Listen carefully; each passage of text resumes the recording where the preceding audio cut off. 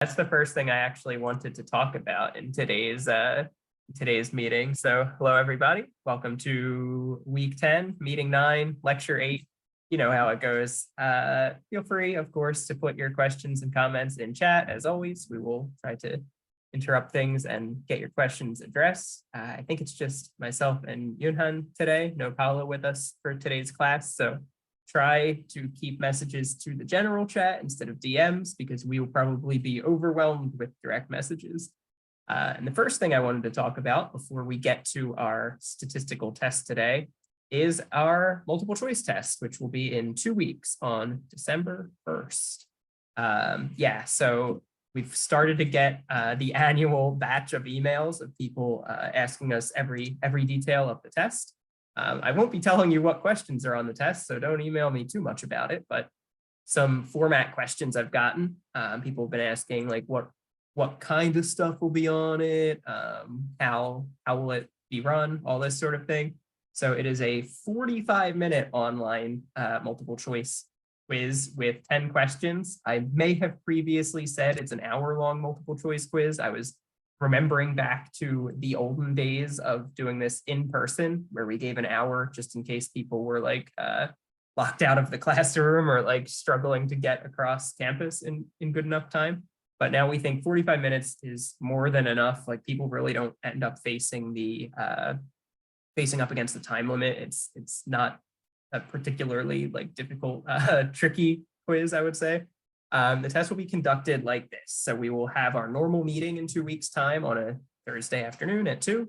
And I say me, but I'm moving on the 1st of the month. So your tutors will be there to tell you what the password to the test, to the online quiz is. You'll go into Brightspace and you'll put in the password that they give you. That will enable you to open the quiz. Or if you want to, you can just save the password for later. You can come get the password and then keep studying, because for the next 24 hours until 2 o'clock on Friday, the 2nd, you will be able to access the quiz. So you'll be able to log on anytime you want, but whenever you put in that password, you then have 45 minutes to complete it. So you can start right away. That's what we encourage you to do in case you have any technical difficulties, because we will be around on this call to like answer like technical difficulty type questions, like my Brightspace won't load or whatever. We won't be around after the call, so you'll have to beg for my mercy if there's issues outside of the 2-hour time of our class. But you have 24 hours to complete the 45-minute quiz. It's 10 questions long. Some questions are single answer multiple choice. Some questions are multiple answer multiple choice. And I believe each one will tell you either select one answer or select multiple answers. I don't think there's any tricks in like not telling you how many answers there are. There's no questions where there are no answers. I've been asked, is there negative scoring? So that's kind of a tricky question. If you don't answer a question at all, or if you get that question wrong, if it's a single answer question, that is counted equally as wrong. However, on multiple choice questions, those are marked by component. So let's say there are 4 possible answers. Let's say there's A, B, C, and D. And let's say that B and C are correct answers. You get 25% of your credit for that question for not selecting answer A, 25% for selecting answer B, 25% for selecting answer C, and 25% for not selecting D.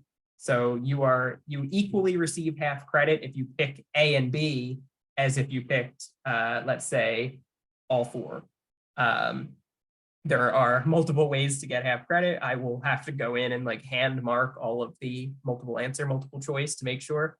I would say yes, if you're not certain, it's better to guess. You won't get any credit for a multiple choice question if you don't give any answer. Otherwise you would, automatically get a lot of points for those questions by not answering. So put something down. There's no additional penalty to not answering. Yeah, if you're not sure, you don't gain anything by not answering, but you might gain something by answering. I've been asked, will there be math? No, there will not be math, luckily. Sorry, every answer is multiple choice. It's just pick a bubble, so you won't have to type in any text anywhere. When I say single answer multiple choice, that means there's 4 options and only answer B is correct. Whereas when I say multiple answer multiple choice, there are maybe 4 options and B and C are both correct. Yeah, I'll write up a sample question for next week. People keep bugging me about, can I get a sample question? So I'll write one for next week. There won't be any math. You can take the test in any place you want in the whole world. You can use McDonald's Wi-Fi. You can come into a UCD area. You can do it at home. You can do it on a train. You can do it on a plane. As long as you have the password to open the test, you can take it anywhere you want. Someone said, does the quiz include all lectures? Yes, the quiz will include content from every lecture of the class, but from every topic. So it could include content that was covered in more depth in the book rather than in the lecture. So it's important that you've been reading along, that you've been staying on top of your reading. But it won't include any math. So you won't have to, I won't give you a formula or something and ask you to fill in the blank or to tell me what term is missing in a particular formula. It's conceptual questions that you might ask yourself, or you might be asked if you were doing if you were involved in data analysis for different research questions. It's formatted in same sort of vein as the lectures, where they're based around I am a researcher performing some study and then doing statistics on it. The questions are formatted along that same line. So everything's imagining that you are carrying out a study. Will it include definitions? Not exactly. So I won't say what is the definition of standard deviation, because that's something you could easily Google. Instead, it's more like conceptually measuring whether or not you know what a standard deviation means or something like that. So it won't include definitions verbatim. It will instead include definitions. It will instead test your knowledge of a subject in a more general sense. Yeah, thank you, Michelle, for posting the exact kind of dates and times and all for that. That Brightspace puts it a lot more clearly than I think I do in words. So yeah, that's grand. I'll also say that next week's class is a review session. So today's class is actually the last inferential statistical test that we cover in QDA. ANOVA is the end of the line. So next week's class is a review session. You can give us any topics that you would like us to review, that you'd like us to go over, explain again, show slides of the past, show our code from the past, talk through things that were in the book that I didn't cover so much in lectures. Anything like that, just email us ahead of next week's class and we'll make sure that that's included in the review session. And yes, I've already gotten the notes that I will include at least one sample question, a version of a question that won't be on the actual test, but is something like what a test question will look like. But yeah, please let me know what you want covered in the review session, or else I'll just, free form improvise it, and nobody wants that. Anyway. This week is ANOVA. This is the last statistical test that we'll cover in this class, but it is by no means the last statistical test that you'll ever need in statistics. As you see, the book has more chapters that go beyond ANOVA. You may well have research questions that aren't sufficiently answered by what we've covered in QDA. If that's the case, definitely consult Andy Field's book, and definitely feel free to consult us. We're big old stats nerds, so if you're working on your thesis or later in your career, needing some statistical advice, yeah, I'm happy to give that advice, because while this class is a great baseline in quantitative data analysis, it's a really big field. It keeps growing. There's plenty of quantitative data analytic techniques that I don't know, or that I don't have a good handle on. So, just because this is the end of our line doesn't mean it's the end of your education in statistics. This week, ANOVA is going to be quite similar to both t-tests, but also to regression. So this should be not so new. This should be a couple of concepts that we've covered before. In that t-tests allowed us to compare the means of 2 conditions, while ANOVA lets us compare the means for more than 2 conditions. So we'll stick to 3 conditions today, but you can also use ANOVA to compare 6 conditions, 8 conditions, however many you want. And as you'll see, it also ends up being a lot like multiple regression in a different kind of way. So let's get right into it. Let's talk about what kind of question you might want to answer with an ANOVA test. Last week, we had a research question about people riding their bikes through Dublin and taking more dangerous routes or making more dangerous decisions while biking if they were listening to music on headphones. And this came from observing cyclists wearing headphones and flying around corners and making observations kind of in the wild in Dublin, or at least that was the story I told. But it's not just the headphone wearers that I notice as dangerous cyclers. There might be other groups that we notice that are also ignoring the rules of the road or flying out in front of traffic. I don't know if you've encountered this, but one tendency that I've seen more and more lately, but I guess I've seen it for as long as I've been in Dublin, is people with those like phone mounts in the center of their handlebars, like for GPS or whatever, for looking at a map while you're riding a bike. But instead of just using it for your map, they have like a call on, like a WhatsApp video call, and they're like loudly talking on speakerphone on their bike, which has to be unpleasant for the person they're talking to. But I find these people who are engaged in a conversation are also pretty terrible cyclists and also get easily distracted. So that leads us to a new research question. In addition to being loud and annoying, these people are making risky choices. And we already found out that people who ride their bikes while listening to music are worse cyclists than people who are just cycling along without distractions. That led to a pretty clear research design. We compared two groups, and we can actually replicate that research design and just add one more condition. We can design an experiment just like the one we talked about last week, just like that, where we had people come into our lab. We had people at this like test track that we built in the UCD parking lot. We had them cycle around in last week, it was one of two conditions. Now we can replicate that experiment, but add an extra condition. We can have three conditions: a control condition, a cycling and listening to music condition, and a cycling and making a phone call condition. We'll call it talking on the phone condition. It doesn't necessarily have to be a video call, I suppose. It could just be a conversation, audio only. But either way, we will say that that is our research question this week. We will replicate our methods. And I give this advice to anyone who is a student getting into research for the first time. Replicating methods in general, this is like an aside outside of UDA. This is my like thesis decision-making or like research methods hat instead. Replicating methods is like an awesome way to do science. The science is an incremental process that we build upon what each other have learned and demonstrated.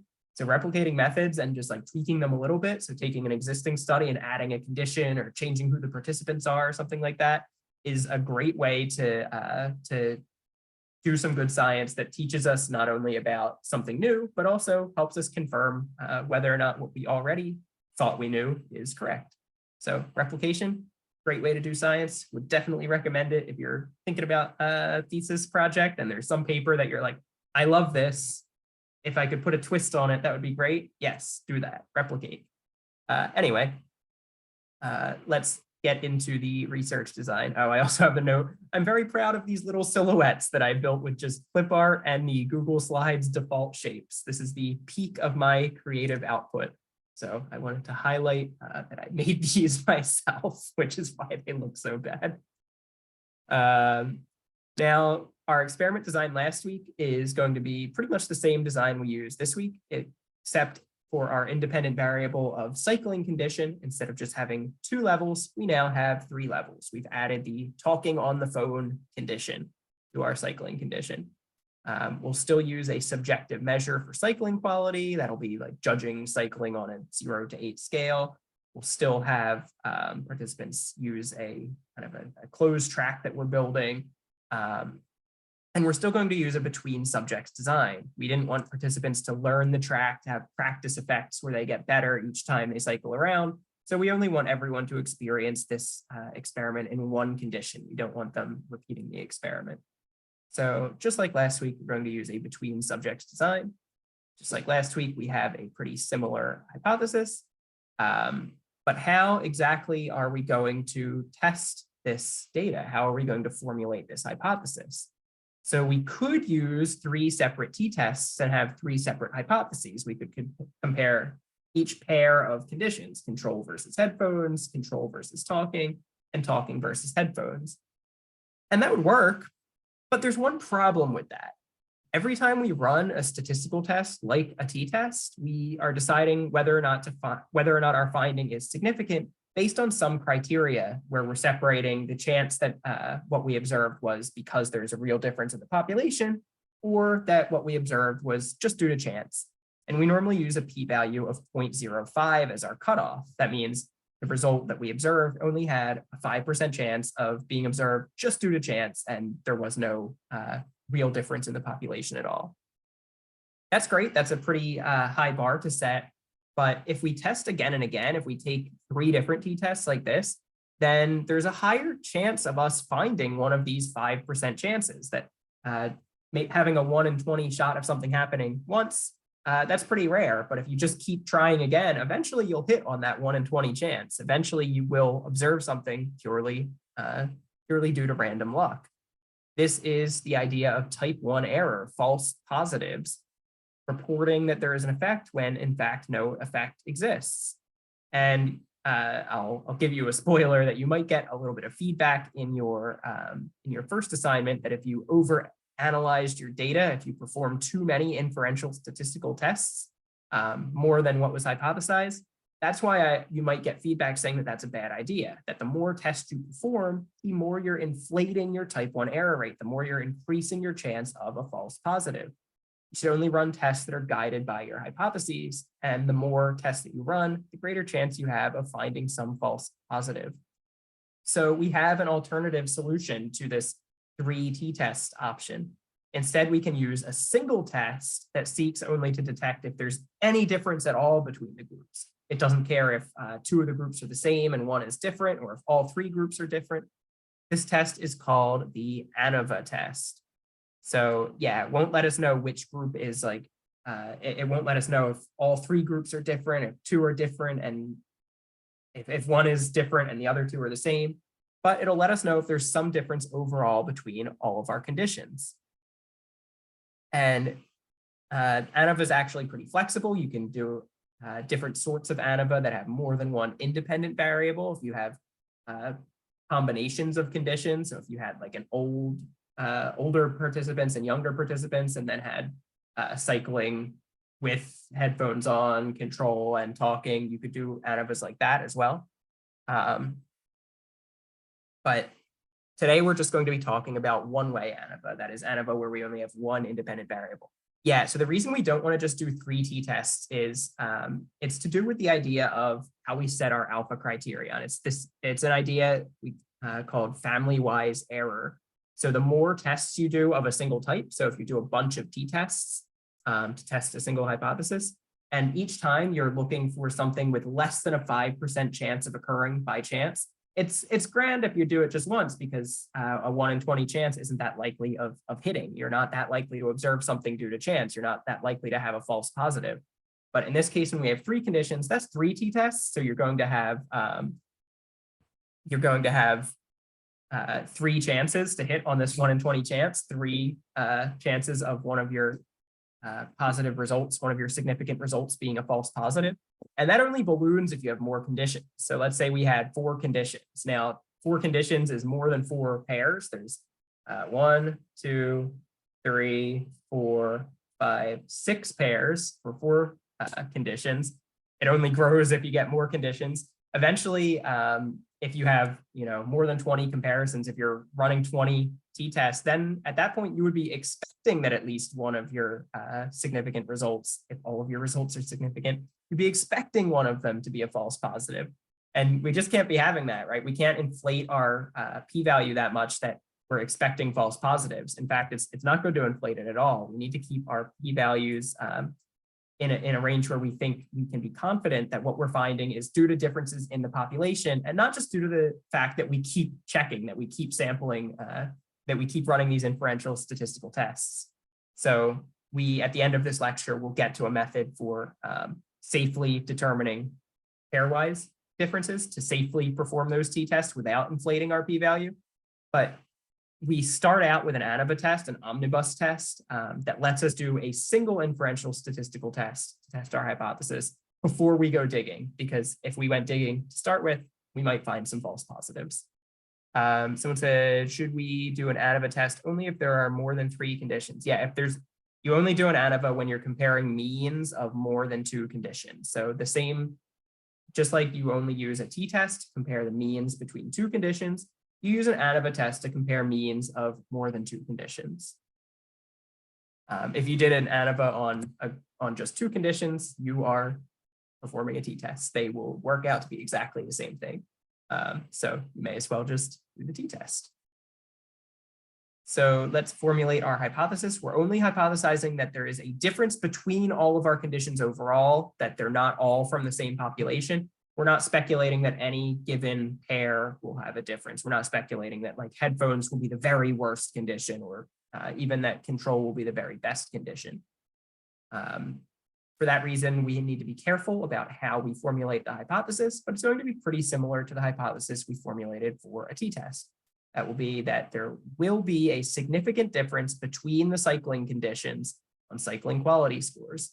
So we're not speculating that there will be a significant difference between the control and the headphones condition, for example. We're only saying that there will be a significant difference overall between cycling conditions. Likewise, the null hypothesis is just that there will be no significant difference, or there will be no difference between cycling conditions on cycling quality scores. So let's take a moment. Oh, I forgot that I had this slide here. Let's take a moment to talk about the 2 types of errors that we encounter while doing statistical analysis. Hopefully this will clear things up.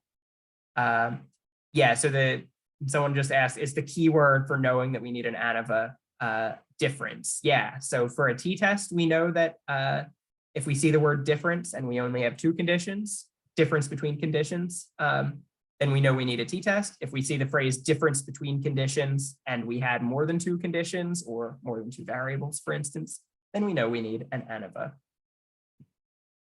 So our 2 types of error that we might encounter while doing statistical analysis are type 1 and type 2 error.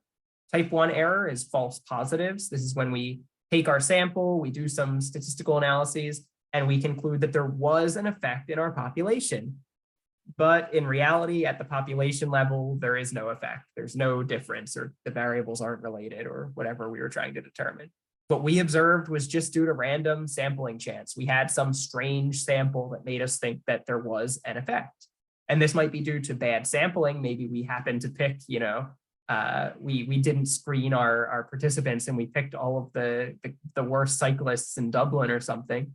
Or it may just be due to bad luck that we sampled people completely randomly. We matched them for cycling skill or something, and still we just happened to get bad luck, and we found some crazy result that doesn't correspond to the population. This can be mitigated by taking larger samples. That the bigger your sample size is, the more it's going to be like the population. The less the noise in your sample will be able to overcome the true signal of the population. Also, replicating studies can help us avoid this, that if one person finds in their study some extreme difference between conditions, and then you run the same exact study, try to sample the same way, and you don't find it, that can help hint to the whole scientific community that the result that found that significant difference might have just been type 1 error, might have just been a false positive. So replication and large sample sizes help us overcome type 1 error. On the other side of things, there is type 2 error, false negatives. That's when we do our statistics, we sample from our population, run our inferential statistics, and we conclude that there is no significant effect in the population because we didn't find one in our sample, even though there was a significant effect in the population and we just didn't detect it. And this might once again be caused by having some strange sample. We might have sampled weirdly, just got bad luck. Or it might be because we're being overly cautious in preventing type 1 errors. So maybe we just decided we don't want to have any false positives. We only want to consider a result significant if it has a p-value less than 0.001 or 0.0001 or something like that. In this case, we'll make a lot less type 1 errors. We'll have a lot less false positives because we're a lot less willing to call anything significant.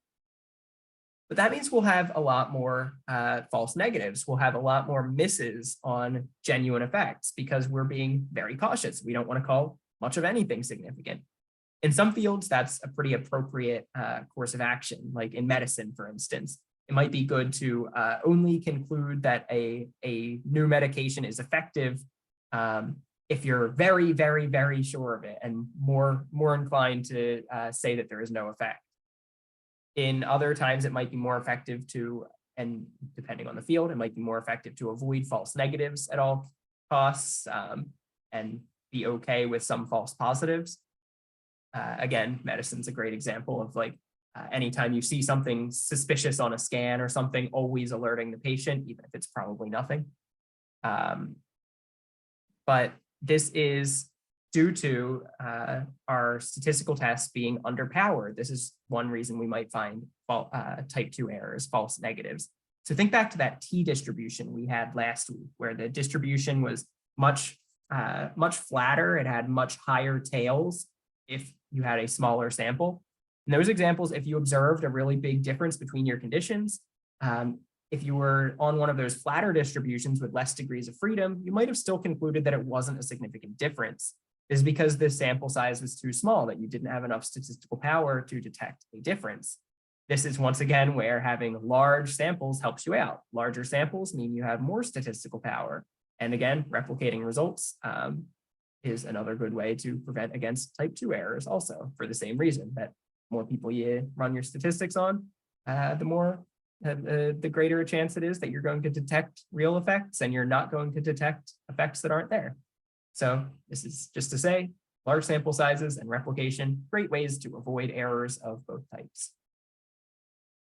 So let's talk about family-wise error rate really quickly. I cover this a little bit, so I'll probably go through it really fast. But if we have 3 tests in a family of tests, so if we're doing 3 t-tests, for instance, and we assume that they're all independent of each other, so if we take 3 t-tests or run 3 correlation tests or whatever, and we're using Fisher's criterion of 0.05 as our level of significance, then the probability of a type 1 error is 0.95 times 0.95 times 0.95. That's 0.857. So the probability of type 1 error is 14.3% if we run 3 t-tests. That's a really high rate of false positives.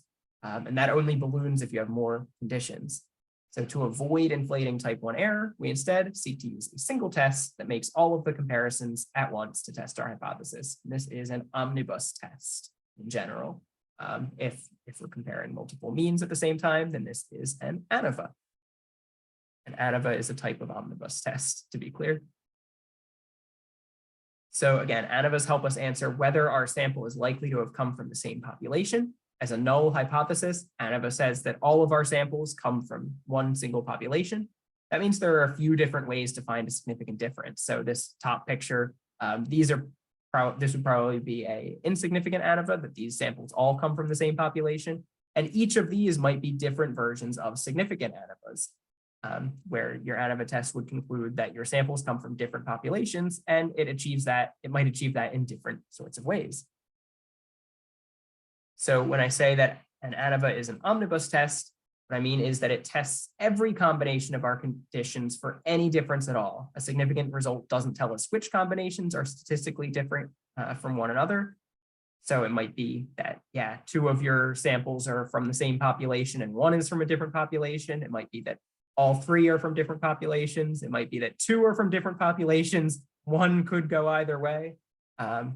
We just don't know by doing an ANOVA alone. An omnibus test doesn't tell us which combination of our differences is significant. It just tells us that something in there is significant.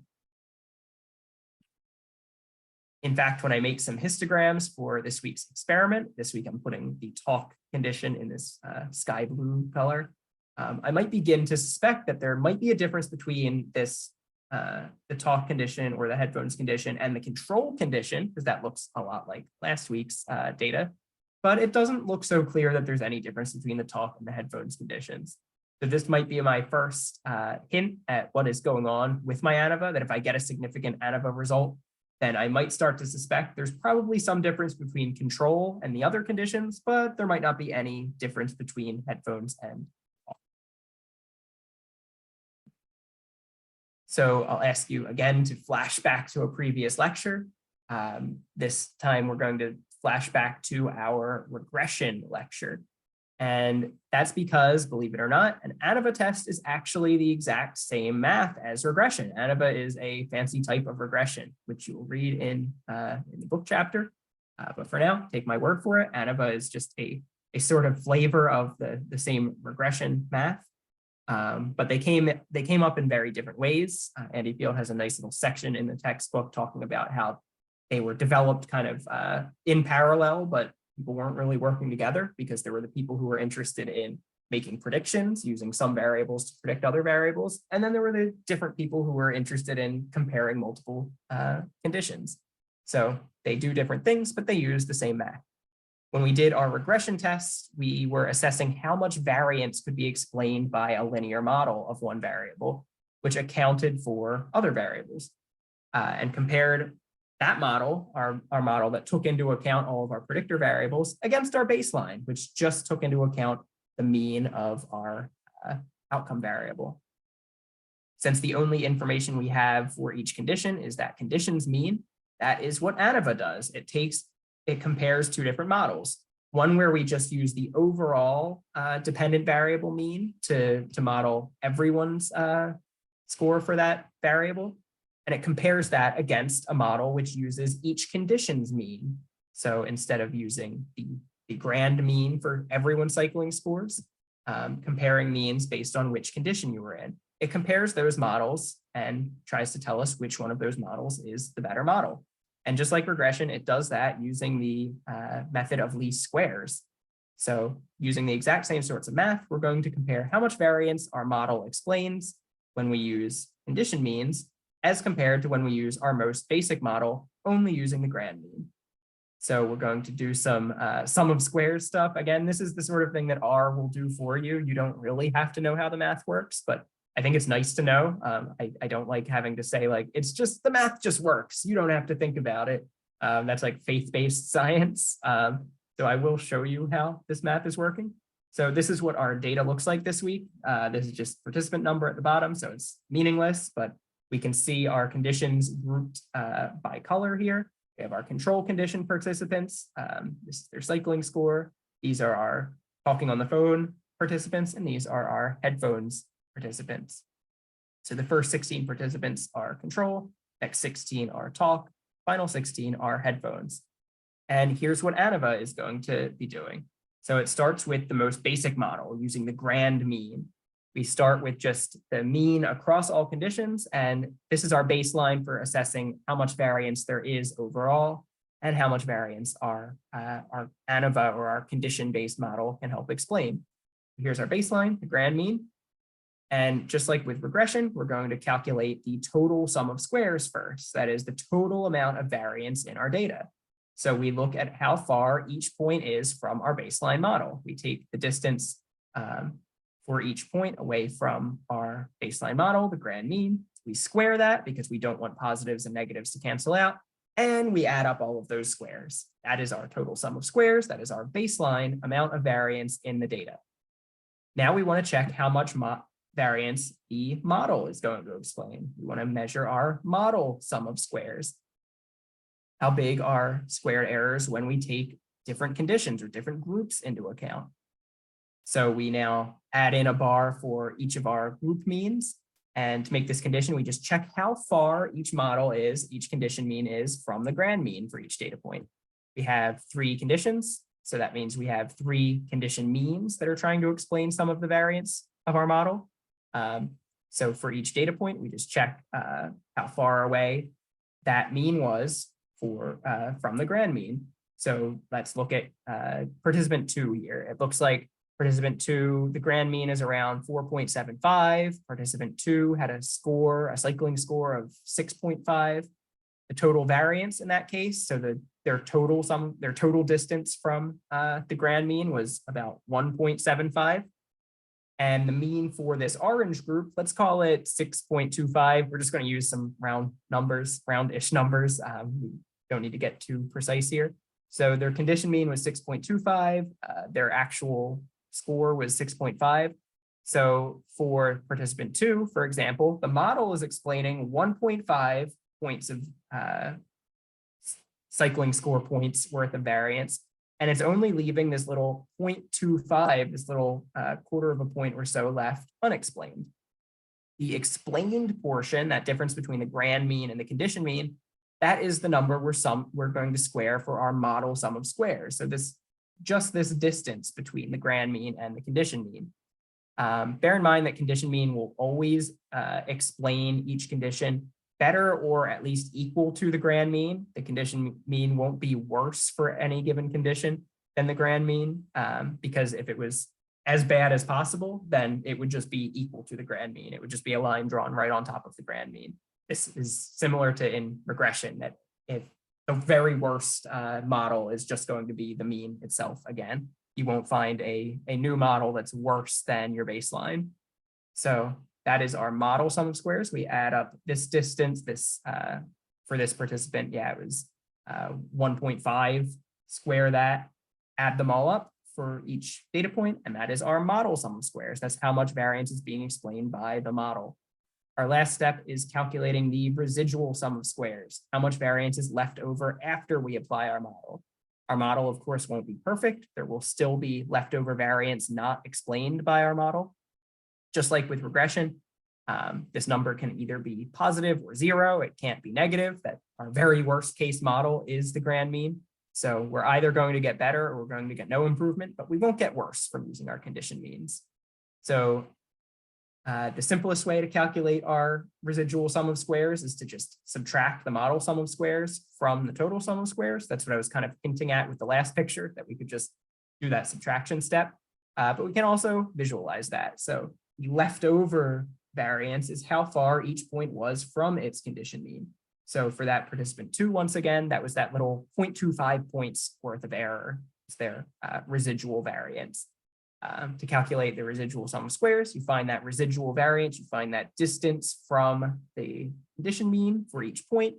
Again, square them, add them all up. What you get is your residual sum of squares. This should be very familiar. This is just the same method of least squares that we used for regression. Now, there is one little twist. There's one little problem with using sums of squares. Because we're using sums, the number of data points that each model has will impact how big the sum is. So if we had a lot of conditions, each condition might only have a few data points contribute to it, and each condition might have a pretty low appearing model sum of squares. Even if the models were very accurate, even if each condition mean looked pretty good, none of them accounts for that much variance because there's just so many data points. So to account for this, we actually want to find the mean sum of squares. And normally when we take a mean, we just figure out how many things are we adding together and divide it by that number. But for sums of squares, it's a little more complicated. We actually have to divide each sum of square by its degrees of freedom. So we'll divide the model sum of squares by the degrees of freedom for model sum of squares, total sum of squares by degrees of freedom for total sum of squares, etc. My next slide will tell you how we calculate that, or how R does that for us.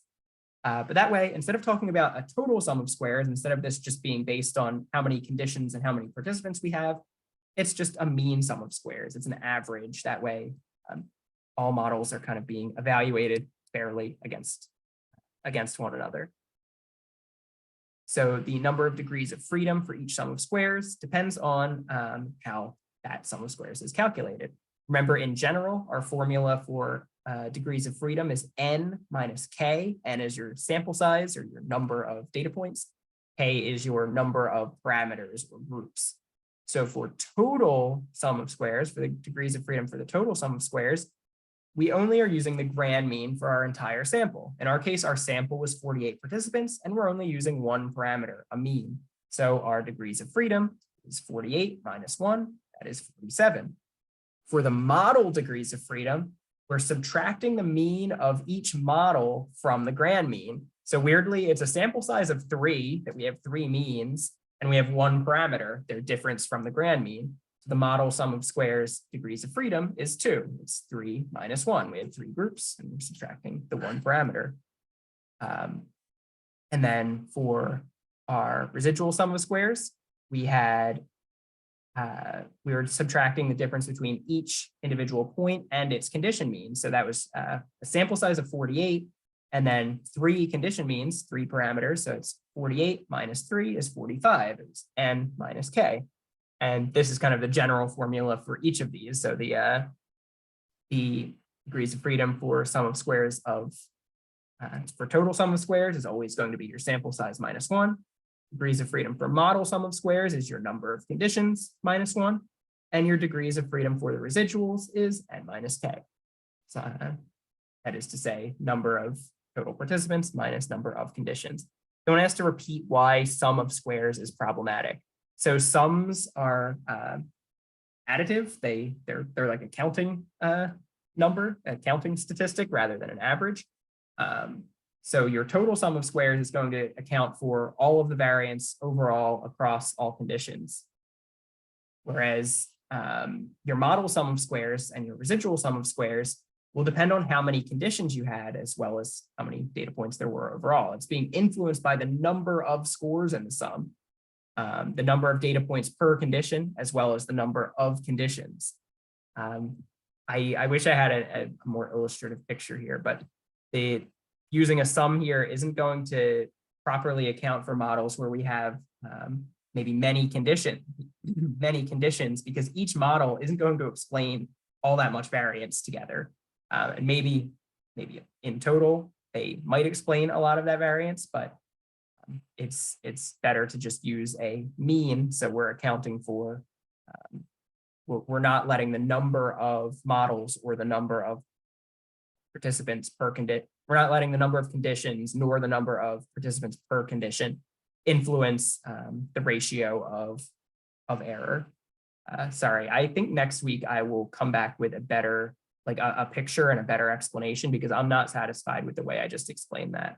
So next week I will give you a better explanation on why sum of squares is problematic and why we use mean squares. I will also be rereading my Andy Field textbook, chapter 10, before next class. So that is how we get all of our mean squares. And that lets us get our F ratio, which you'll probably, once again, remember from regression. So the mean squares let us calculate F ratio. They let us compare how much variance is explained by the model by using condition means to estimate the dependent variable's value, and compare that against what is left unexplained by the model. That's a pretty straightforward proportion of the mean squares against the mean squares of the model against the mean squares of the residual. How much variance does the model explain compared to how much variance is still left over?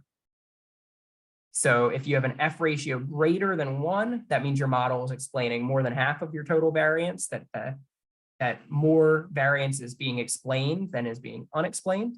And the bigger that F ratio gets, the greater the ratio is between how much variance your model is explaining or how much it isn't explaining. So if you see a really big F ratio, it means that your model is way better than just using the grand mean. A really big F ratio for an ANOVA means that your conditions have a big influence on your dependent variable. So now if our null hypothesis is that these samples all come from the same population, there's no reason to think that our condition means will explain much variance at all, that they're going to be pretty much the same thing as our grand mean anyway. In fact, it would be really unlikely to find a high F ratio if those conditions don't affect our dependent variable. This is an insight that lets us find what the p-value is for our F ratio test. This describes the F distribution. So I cribbed this from a good visualization I found online. We'll have some bad visualizations of the F distribution. So I was not happy with the ones I saw. I considered simulating some of my own, but I thought that would take me about as long as it takes to do the rest of the lecture. So I figured I would just crib this one.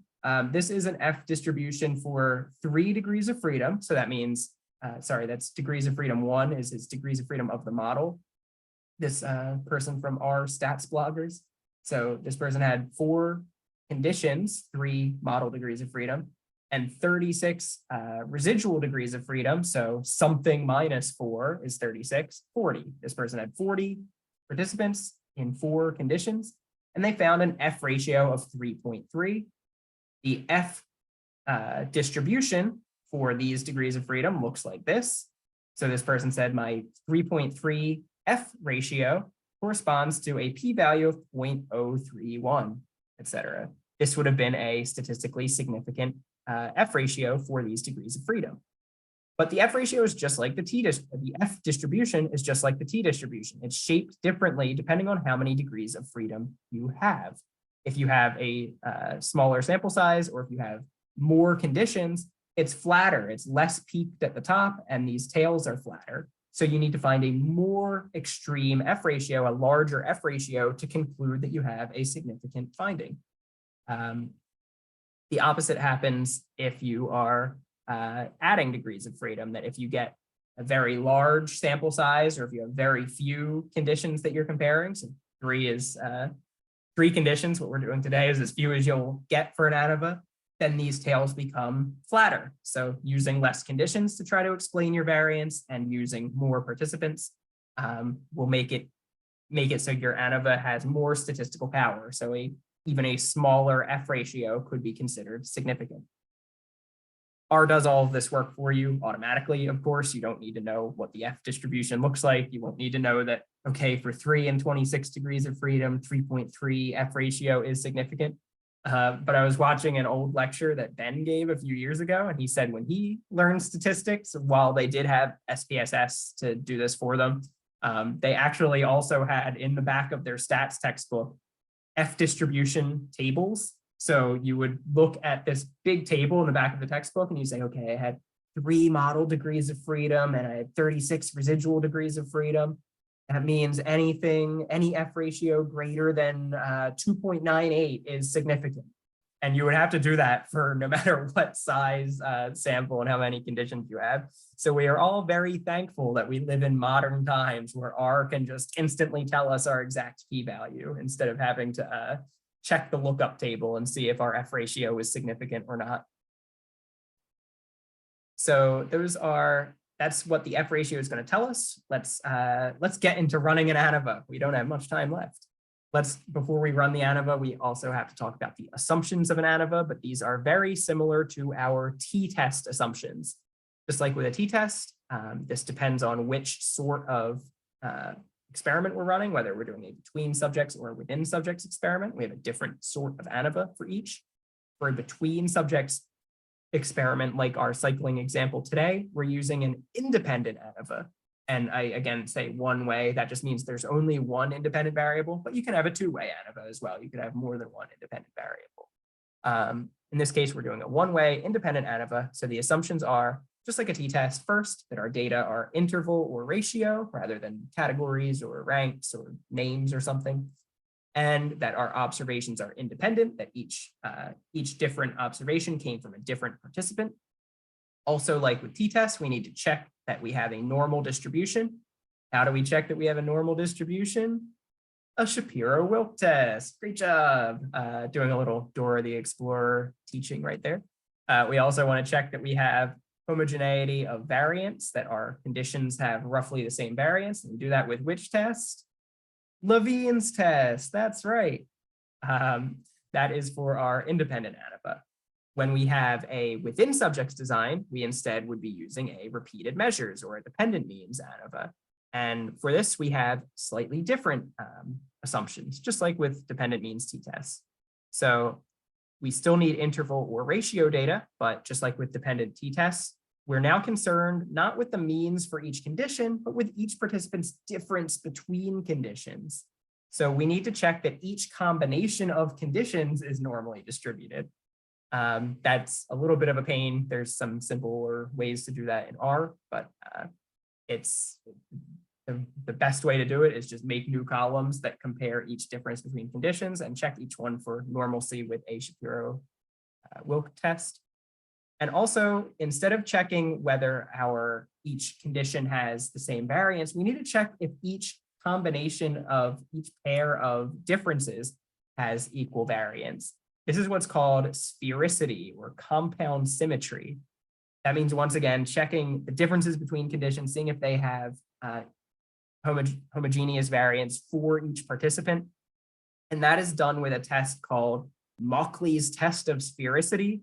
Luckily, if you're doing a repeated measures ANOVA, if you're doing a within subjects ANOVA, R will just run this for you when you do the ANOVA. You don't even need to do anything special to run your sphericity assumption test. You don't need to take any additional steps. For this class, for today's example, we're going to stick to an independent ANOVA, but I'll show you in the R portion of today's class how we would go through the assumptions for a repeated measures ANOVA as well, because they are a little bit different. So for an independent ANOVA in R, this is what our outcome looks like. It's actually going to look a lot like regression, where we first have to make some model and save it with some name like a regression, and then run that summary command. And that gives us our important points, which are our F ratio, the degrees of freedom of our model, the degrees of freedom of our residuals. Both of those we could have just calculated ourselves by hand, but they're right there for us as well. And a p-value. That's all we will really need to report our ANOVA. It'll also give us your little, star code to say this was significant at a 0.001 level, that sort of thing.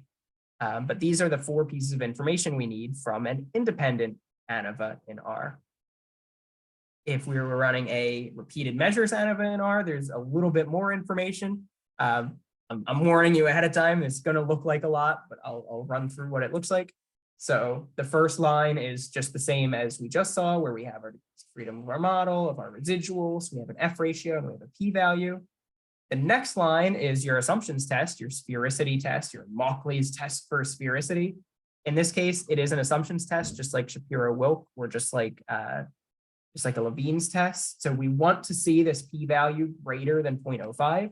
In this case, we would be able to tell our reader that the assumption of sphericity was met because this is greater than 0.05. But because it was like pretty darn close, because it was right on that borderline, we will actually have an adjusted p-value. We'll have a p-value that's a little more conservative, that's a little bit punished, a little lower, just to account for the fact that we almost violated, or we partially violated, this sphericity assumption. And that's what these 2 p-values at the bottom are. You don't need to know what the rest of this means. Andy Field does go into it in the textbook, but I won't assess you on what the rest of the sphericity corrections mean. But you can pick one or the other of these smaller p-values. Notice this is 0.07, so there's 7 zeros before these numbers. There's only 6 zeros before these, so these are like 10 times higher. These are much more conservative estimates of our p-value, but still, even with these corrections, we would still say that our ANOVA was significant. So when you run a repeated measures ANOVA, you'll want to report this t-test, or this p-value, or this p-value, and just note which one you're reporting, either greenhouse geyser correction or Kuhn-Felt correction. It's in the textbook. To be honest, we don't assess that in this course because it's like, it's a little like pedantic and annoying. So you won't ever need to tell me about greenhouse geyser or Kuhn-Felt corrections, but you might end up needing it for your thesis, so I wanted to include it. So back to independent ANOVAs, what we're doing today. This is how you would report an ANOVA. I said you need those 4 pieces of information: an F ratio, degrees of freedom of the model, of residuals, and a p-value.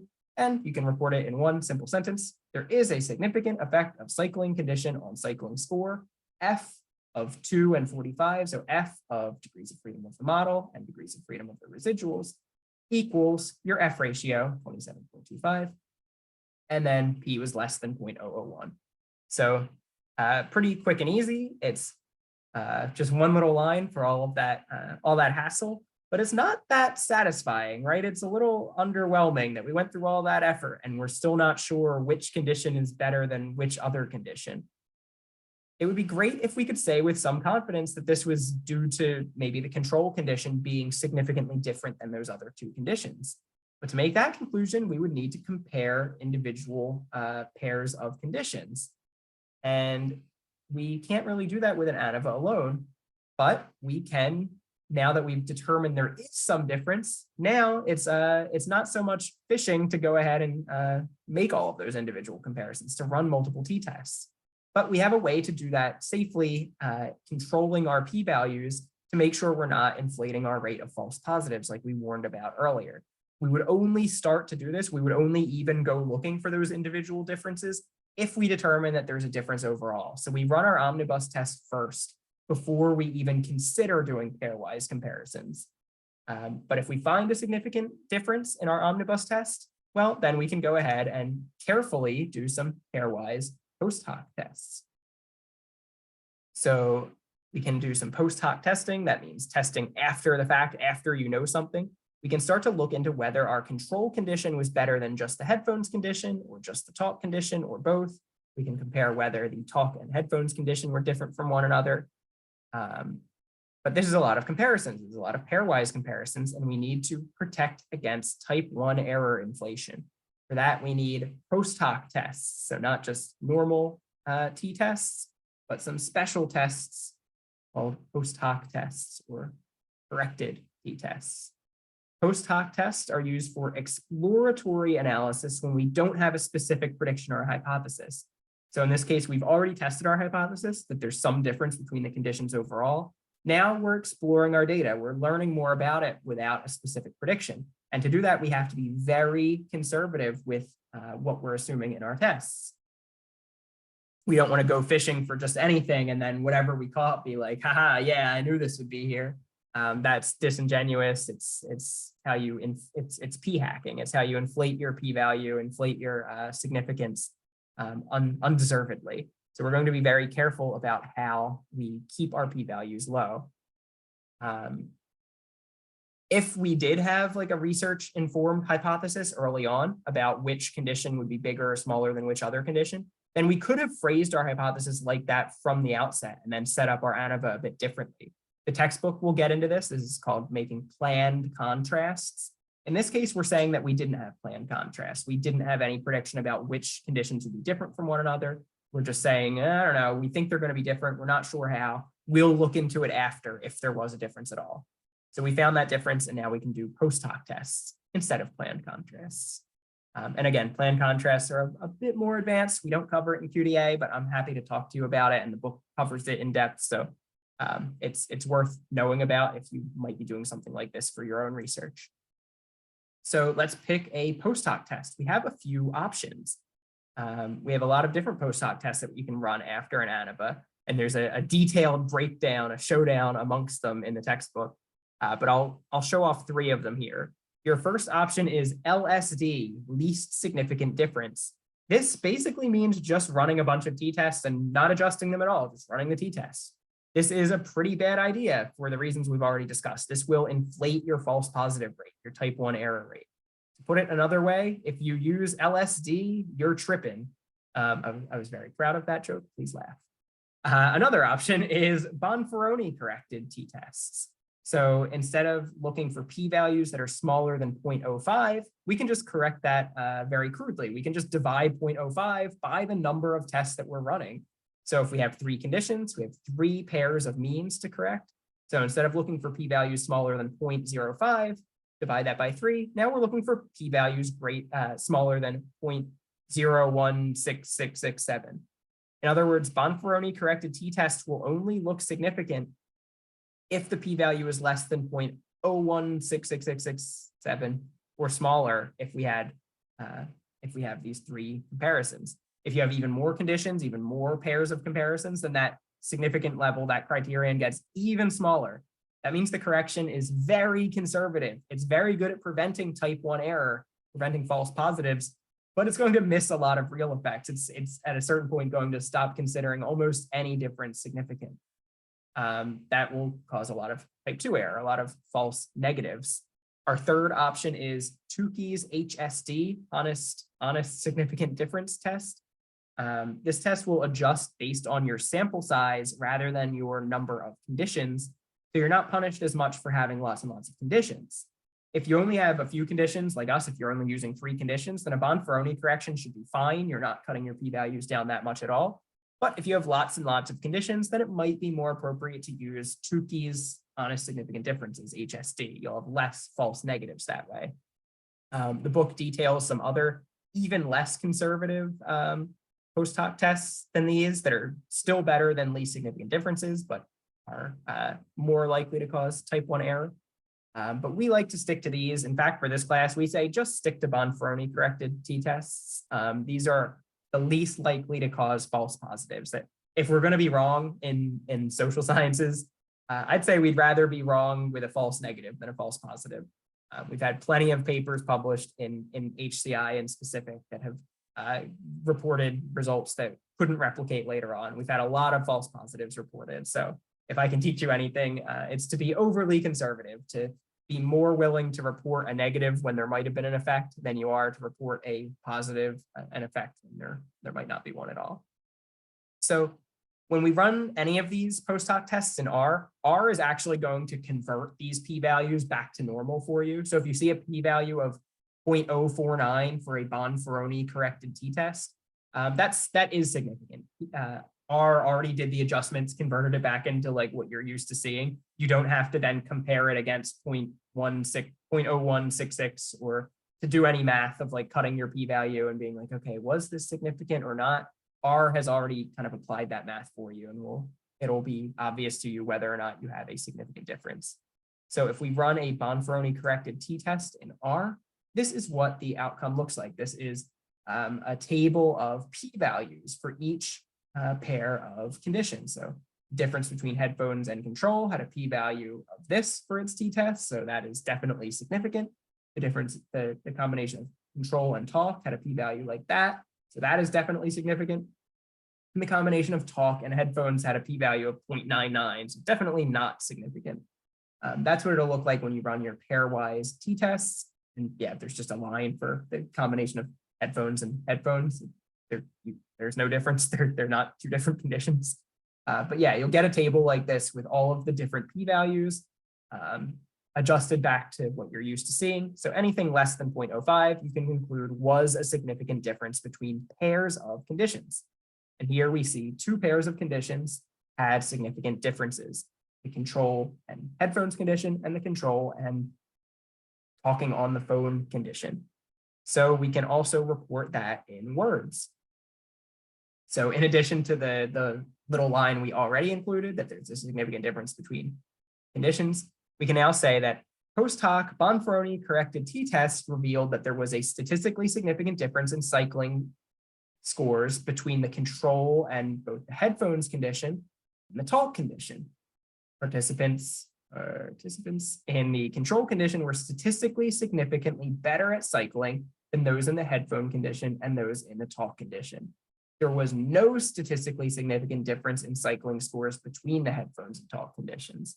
And at each point, noting what our p-value was, we don't need to report the full t-test results like we would with a t-test, because these are post hoc Bonferroni corrected tests.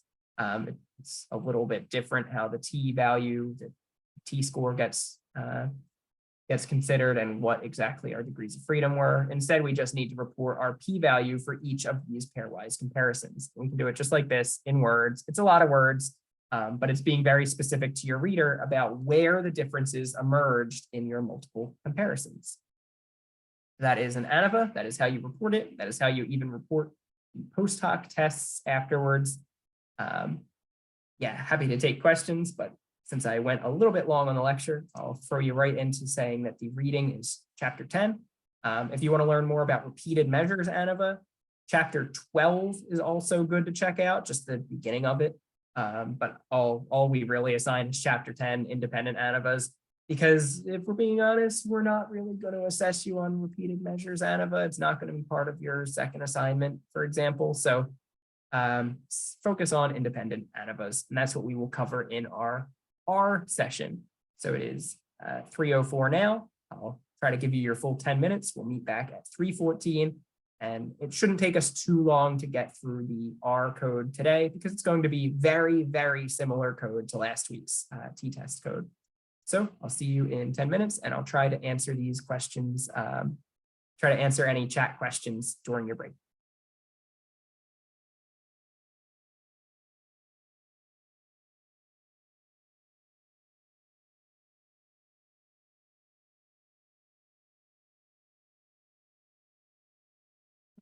Hey, hello. Yeah, that was a fun little discussion about like what sorts of statistical programming languages and software do different companies use, and what sort of statistical analyses do people use in industry. One thing I want to say in general is that if you know how to do statistics and you know how to do statistical analysis, that is much more important than knowing the syntax of a particular language. That if you know how to do something in R, you can pretty quickly learn how to do it in SPSS and Python and C, I guess, if you're crazy enough to do that. That you can learn different syntaxes a lot more quickly than you can learn different concepts. So we teach in R because a lot of the companies that people go on to from master's degree end up using R, but also because R is the biggest open source tabular data statistical language. If you look on GitHub and look at statistical analysis projects that use just tabular data, R is like overwhelmingly most popular for that. So I think you'll find that having R skills is good in general, but also having statistical analysis skills will be a transferable skill to different languages anyway. So that's just my little rant about why I love R and why we still teach from R. But I don't know, maybe in 10 years from now, there will be a completely new programming language that everyone uses, and that's we'll teach from it. We'll teach from that then. I think if this class came around 10 years ago, it probably would have been in SPSS.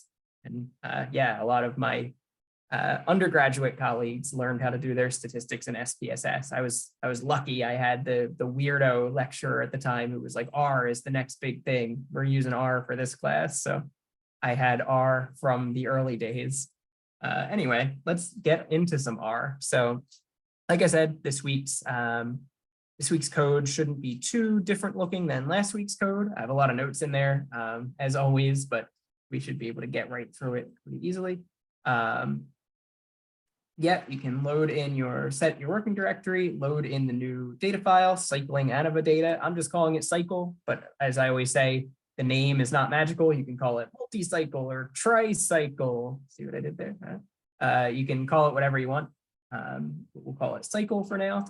And just like last week, we have this column of conditions. Now we, again, strictly don't need to do this. R will kind of deal with this correctly for us. But with different sorts of statistical analysis, it'll be important to do this. So I use primarily a sort of statistical analysis called multi-level models or mixed effects models, which you can read about in chapter 12 of the textbook.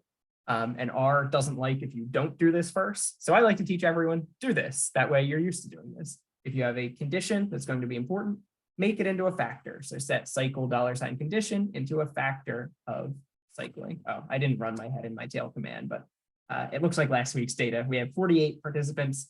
A third of them each are in cycling, headphones, and talk. Maybe we'll even want to view our cycling data just to see that the talk condition is really there. And yeah, it's right there in the middle.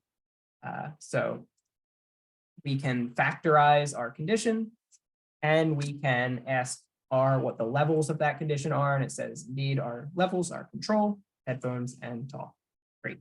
So we have our 3 levels and we're going to subset them just like last week. So we want each different condition. We want the cycling scores for each different condition to live as its own separate object in the global environment, to live as its own data frame, or in this case, actually as its own vector, because it's just a list of numbers. It doesn't have like rows and columns. It's just a single column. So we have our control cycling scores, headphone cycling scores, and our talk cycling scores. And we can see that it says what type of data it is. It's numbers, it's numeric data. We can see how many data points there are. There's 16 in each of these, 1 to 16, and there's what their values are. So we have 3 vectors, 3 basically single column data frames, 1 for each of control, headphones, and talk that have just the cycling scores from each condition. Just like last week, I want to use the summary stats function. So if you load that in again with that source command, you should see summary.stats pop right into your functions. If it didn't, just make sure that summary stats.r that you downloaded last week is in your working directory. As long as it is, then that summary stats function should pop right in. And then you can run that on each of your conditions. And yeah, we can see our min, our max, our mean, our median, variance, standard deviation, and our sample size for each condition. And I can just at a glance see that everyone was between 0 and 8, everyone was between 0 and 8, everyone was between 0 and 8. So we can at a glance, just looking at min and max, see that all of our subsets have the number of observations we expected, and that we didn't have any impossible data points. We didn't have anyone outside of our scale. So that's great. We can go ahead and make our histogram to just kind of visually inspect, look for any weirdness, and just to get a better sense of our data. This is just like data familiarization at this point, because we are no longer using just visual inspection to check whether we have a normal distribution. Now we're doing it just to make sure we like have a handle on our data. We're comfortable with it. We know what it looks like. And that's important. Like it's a great way to make sure that errors aren't popping up or that you're not missing something. Just being completely familiar with what the shape of your data looks like. So just like last week, I'm using that phrase, just like last week. I'm like, Control C, Control V. I just keep pasting it into my monologue. We're going to do 3 histograms on one plot in 3 different colors. So they're going to stack on top of each other, just so we can see what our conditions look like right up next to each other. We don't have to do it this way. We could do 3 separate histograms if we like looking at it that way. But I like looking at all 3 together just to get a sense not only of what our total data spread looks like, but to get a sense early on of which conditions might be the same or different from one another. So we will do headphones and control again, but this week we're adding one additional segment to this. We're adding the talk subset. And this is going to look just like your t-test code. It's going to just take in the histogram command the name of the data. We don't even need to include the breaks there. I'm not really sure why I did it. It doesn't hurt. Like it's not going to mess anything up if we include them, but R is just going to essentially ignore them because we already have breaks. We already have limits. Those were set by the first histogram command. All we need for our additional histograms, all we need when we add these extra subsets is our color and add equals true or add equals T. Here's a little quick tip. You want to save 1 second of typing. You don't need to type true out all the way. You can just say T. You don't need to type false. You can just say F. It has to be a capital T or a capital F, or it has to be capital true. You can't say true. It even suggests when you type true small, it's like, oh, did you mean true? So yeah, add equals true. And we do that, and we have a third. Oh, maybe I shouldn't have used the breaks. How foolish of me. That's why we don't do live programming. We do everything ahead of time. We should have included the break. So let's rerun these histograms. Goodbye. Lots of space in there, but that's fine. There we go. Yeah, R tried to adjust those breaks for me. So I told it, actually, I do want the same breaks as the other ones. I don't need to specify the limits anymore. I don't need to specify a title or a label anymore, but I still should specify those breaks. The more you know. I guess I didn't even realize that myself. So now we have our stacked histograms, and it's starting to look like, yeah, everything looks like it's probably roughly normally distributed. And it looks like everything is going to be different than the control condition, that there's not so much overlap between headphones and control or between talk and control, but there's a lot of overlap between headphones and talk. So I'm suspecting that if there's any difference at all between these conditions, it's not going to be between my headphones condition and my talking on the phone condition. It's going to be that both of those are different from control in the same way. So, oh yeah, I also like to add in legends to my graph, so it makes it a little cleaner. I don't need to explain in the title what was being graphed because I have my legend. Now, again, this is a histogram. It's just for me, right? I'm not going to put this in my report. This isn't answering my hypothesis, so I don't really want to show the reader this because it might lead them to a wrong conclusion. They might look at this and say like, oh yeah, there is a difference. I don't need to read any further. I can see it right now.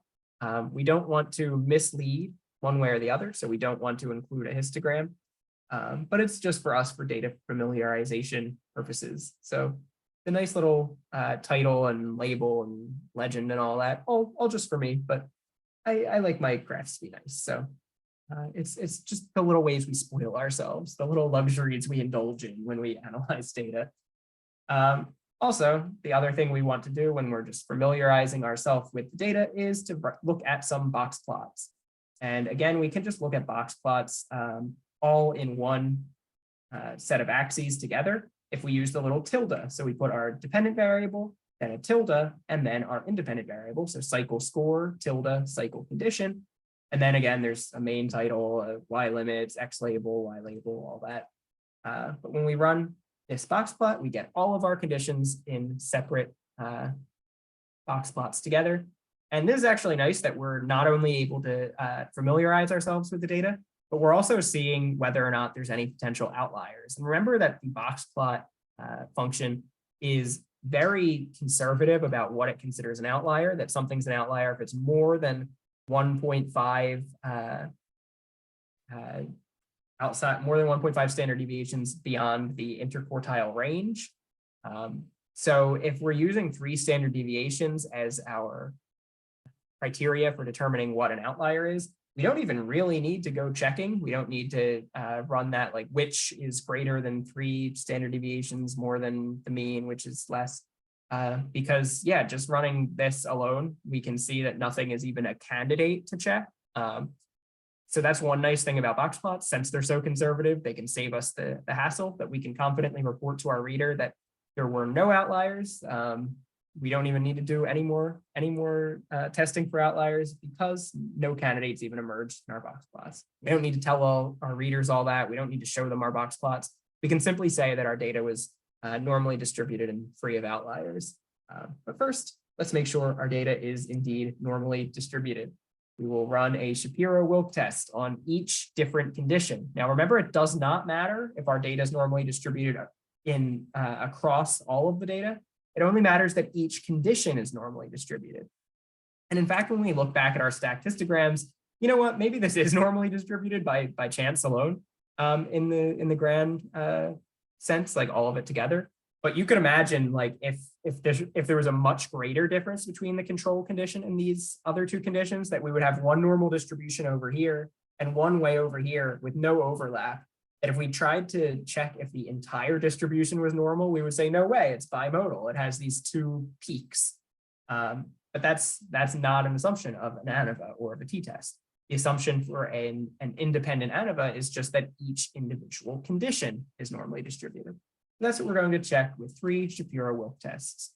So we run our first Shapiro-Wilk test. We see this p-value is greater than 0.05. So control condition, all good, normally distributed. We can proceed. Headphones condition, all good, normally distributed. And the talking on the phone condition, all good, normally distributed. All assumptions have been met for normality.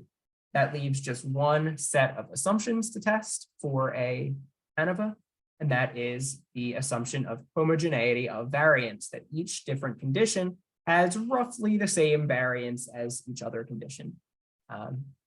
That if one of our conditions is just like super wild and there's tons of variance, then it might not be appropriate to run an ANOVA test, because it's not clear that our models are going to explain a lot of that variance, or that differences between our model of condition means are better than explaining variance in the grand mean, because they're actually better, or just because we have this one weird condition with like really, really crazy variance.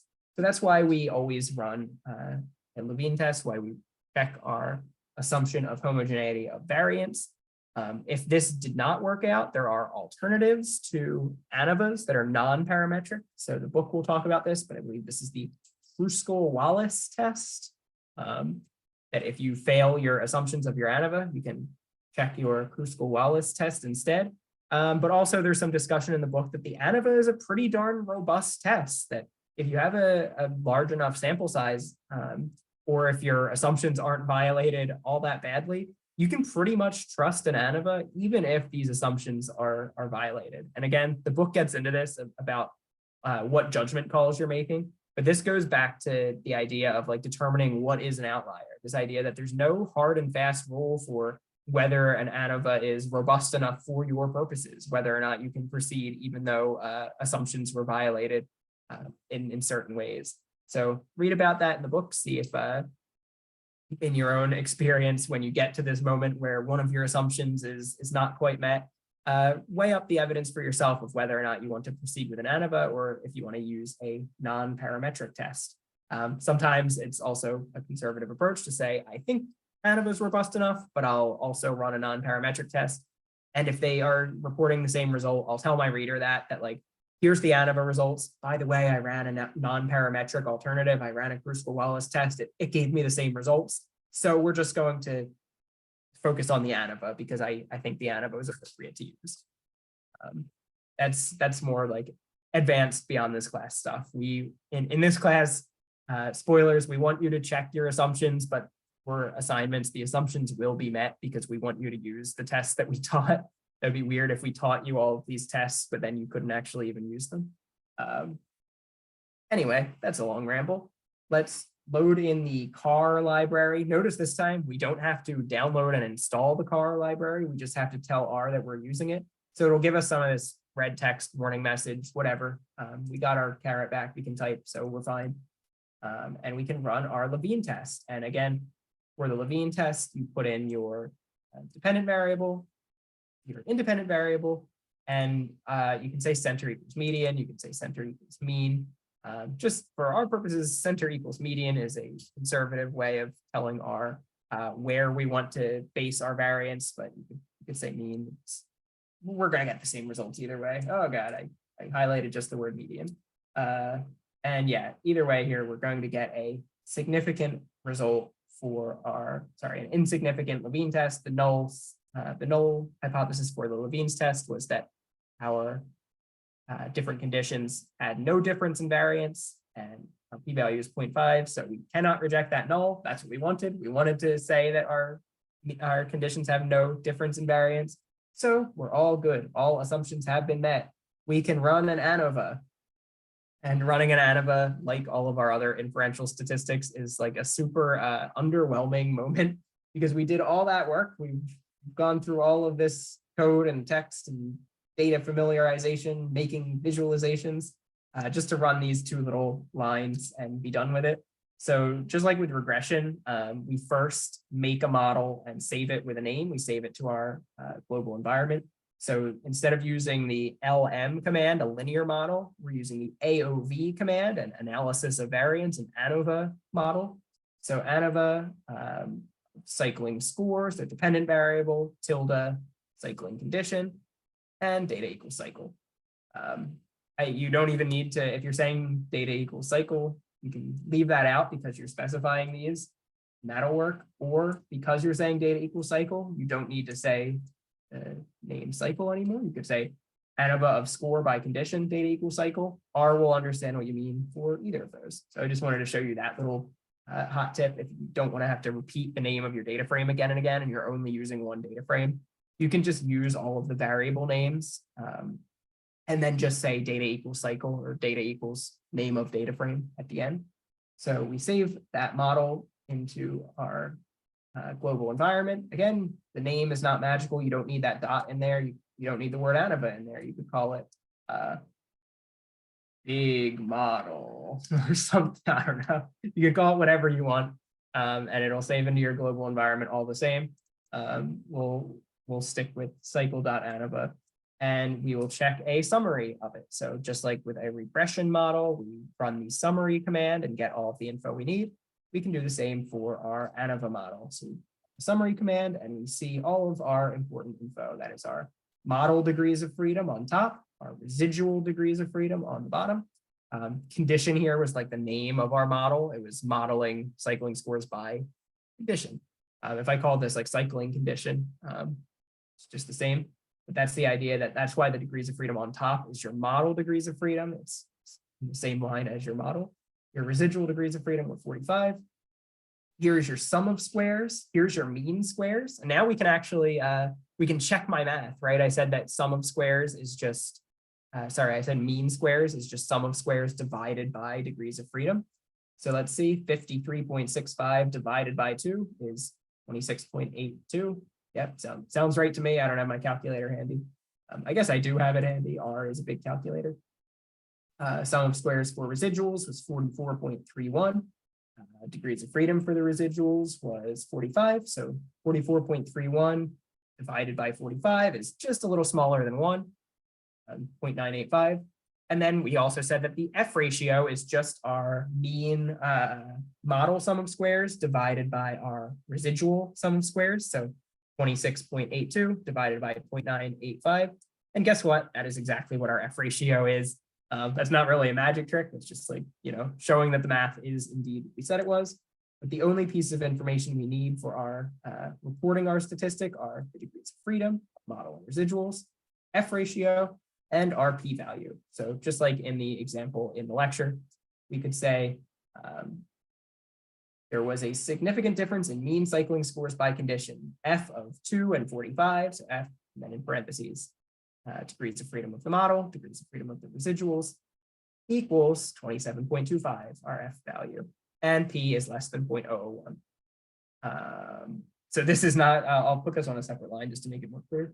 So that is what we could tell our reader, but that's not everything. We also want to know where those differences come from. We want to do those pairwise comparisons. We want to do our post hoc tests.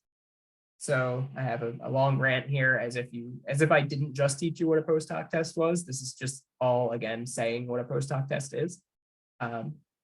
I'm also saying that the pairwise.t.test function is the line of code we use to run all of those t-tests at once. We don't need to run t.test 3 times and then do fancy math around it. You can just run pairwise.t.test and then put in your dependent variable, independent variable, and paired equals true or false. In this case, we had dependent means t-tests, so our conditions were not paired. We had independent observations, so paired equals false or paired equals F. And P adjust method equals, and then in quotes, Bonferroni. And there's a number of other P adjust methods. I think HF is one for Unfelt, maybe. Oh no, it'll tell you what they are though. BH is one, Bonferroni whole. I forget my names of my famous statisticians. So you can read in the book about what these different P adjust methods are, but for our class, for QDA and for your thesis, if any of us are the ones grading it, we suggest you just stick to Bonferroni. It's the most conservative. It's the least likely to give you a false positive. So it's probably the most responsible one to stick with for social science research. But you can read Andy Field's thoughts on the matter, that there's actually good reason to select one of these other methods like BH, Bonferroni-Holm, that these might minimize your combined chance of type 1 and type 2 error. They give you the least error chance overall. But it's making these decisions as a data analyst, as a statistician, that is the most important thing for me, minimizing my overall chance of error, or is the most important thing minimizing my chance of type 1 error, of false positives. My inclination as a social scientist is I should at all times try to minimize my chance of false positives. That if I miss out on an observation because I was being too conservative, because I had an underpowered statistical test, I didn't have a big enough sample size, that's too bad. I'll kind of take the hit on that. I'll say that I found no result, even though I should have found one. I think it would be much worse for me to make a type 1 error, to say, I found this big result, look at it, everybody. And then people to look at it and be like, you didn't find a result. You just inflated your p-value. You just got a false positive by doing your stats improperly. That would be like career destroying for me. I would be I would look bad, but I would feel really bad. I don't want to contribute to the replication crisis in social sciences. I don't want to put out another one of these scientific studies that no one can replicate because there is a false positive. So that is my philosophical rant for using the Bonferroni adjustment. But there's equally justifiable reasons to use one of those other adjustment methods. So you can make that decision for yourself.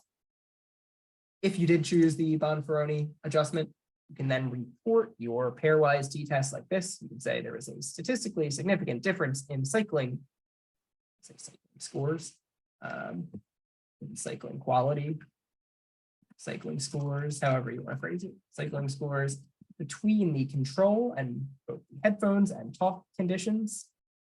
I could have also said this a little more neatly. I could have said between the control condition, and, pardon my typos, the headphones condition, and between the control condition and the talk condition. Participants in the control condition were statistically significantly better at cycling, mean equals that, ST equals that, and those in the headphones condition, mean is that, ST is that, and talk condition means that, ST is that. There was no statistically significant difference in cycling scores between the headphone and the talk conditions. And that's because we found, there's my BH adjustment, but here's my Bonferroni adjustment. Because we found this p-value greater than 0.05, we would say that there was no statistically significant difference between talk and headphones. Also, that's a cool little note here that when I use this other adjustment method, just to kind of see what it would look like, this p-value is a lot closer to being significant. Yeah, I can share that text. It's also, so anything that I say in the first hour of this class is always in my speaker notes. So that was the same exact text that was in my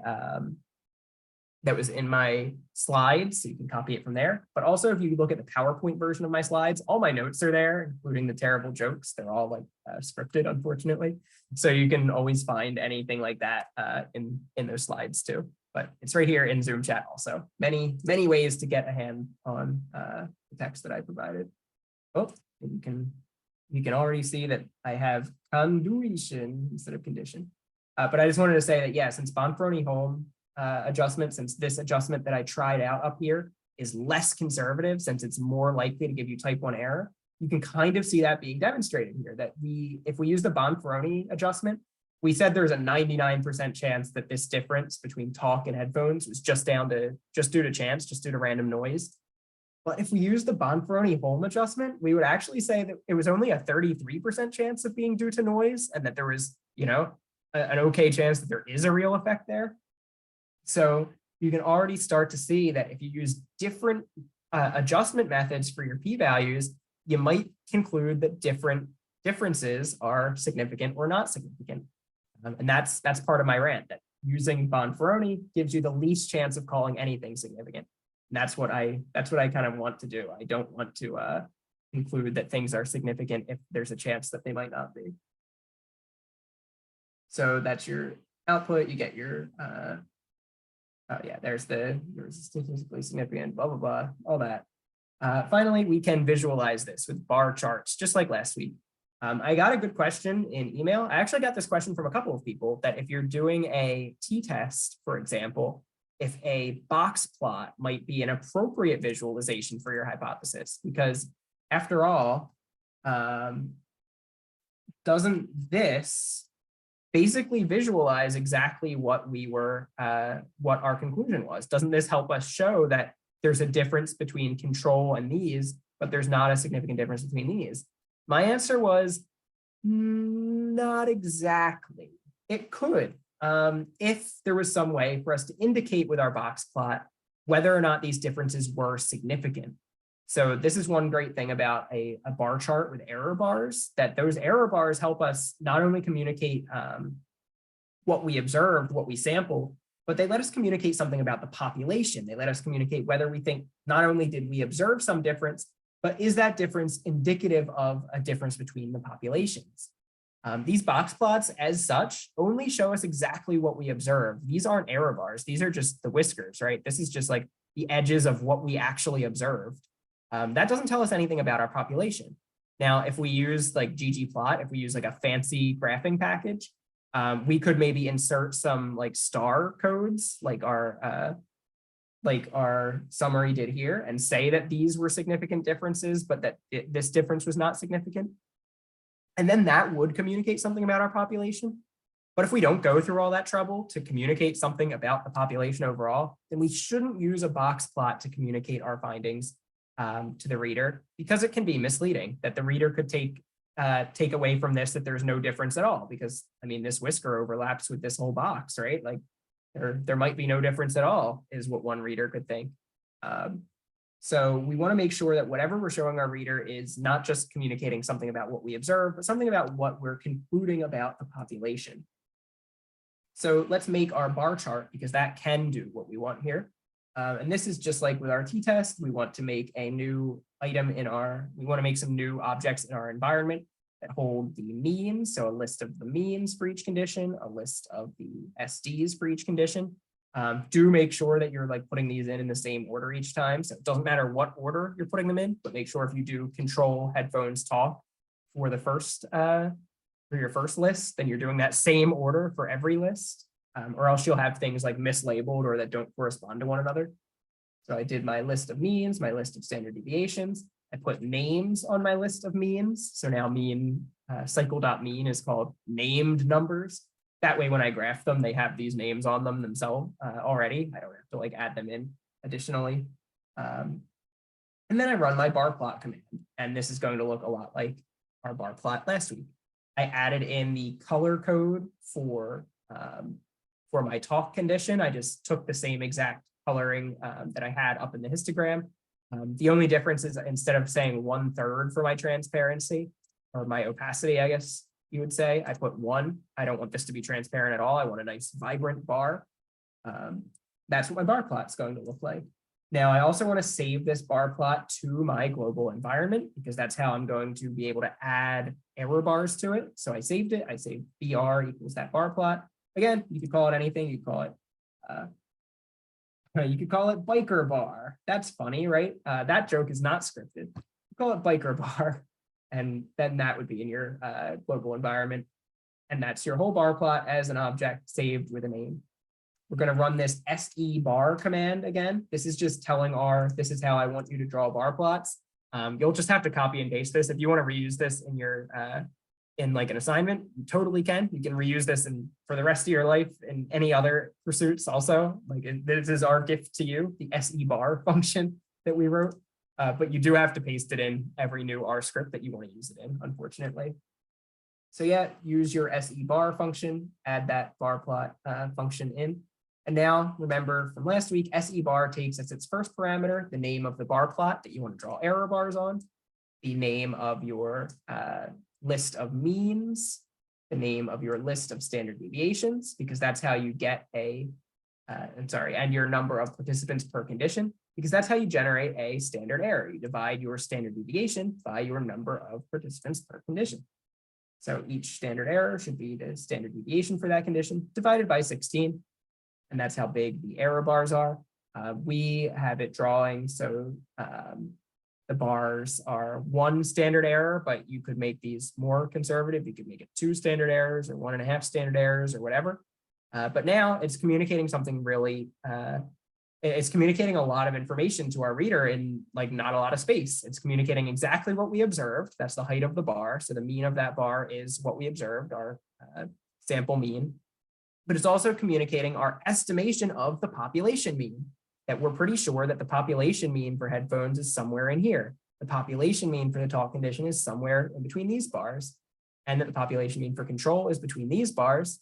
And that also lets our reader know that we think that there is a significant difference between these populations, between control and headphones, between control and talk, but there's no significant difference between these populations. And that's kind of the beauty of these bar plots with error bars. They're communicating exactly what we observe and what it helps us conclude about the population. And that's why I think this is a better visualization for comparisons of means. So for either a t-test or an ANOVA, than would be a box plot on its own. Below the line here is not stuff we're going to cover today. This is just the extra code that I use to generate things like those